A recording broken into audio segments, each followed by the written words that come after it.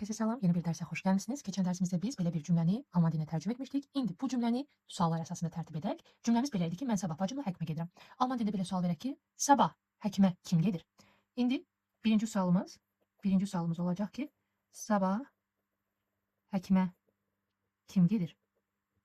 Əlbəttə ki, bu yerdə bizim baxırıq ki, nədir? Sual sözümüz var. Sual sözü tanımalıyıq ki, kim, werdir, kim gedir?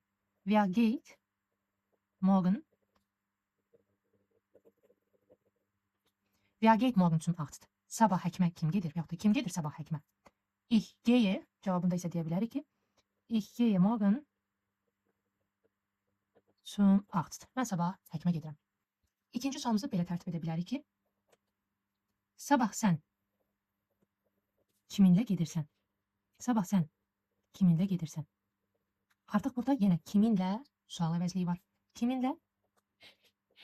Mit wem. Mit wem gehst du? Kiminlə? Həkimə. Bunu da deyə bilərik. Mit wem gehst du morgen? Zum Arzt. Sabah sən kiminlə həkimə gedirsən? Bu ikinci sualımız oldu. Daha sonra üçüncü sual belə tərtib edə bilərik ki, sabah sən bacınla hara gedirsən? Sabah sən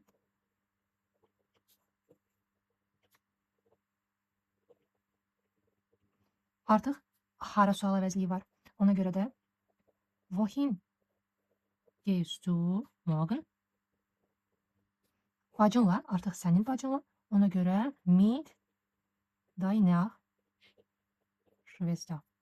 Wohin gehst du morgen mit deiner Schwester? Sabah sən bacınla hara gedirsən? Daha sonra növbətində sual tərtib edə bilərik. Sən həkimə bacınla nə vaxt gedirsən? Sən həkimə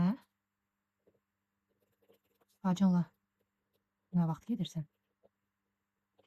Burada əlbəttə ki, bacınlanı deyə də bilərik, deməyə də bilərik. Sual veririk. İndi burada işlədəcəyimiz wann sual sözüdür.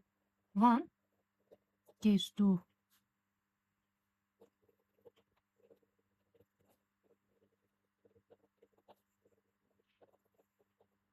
Wann gehst du mit deiner Schwester zum Arzt? Sən bacınla həkimə nə vaxt gedirsən?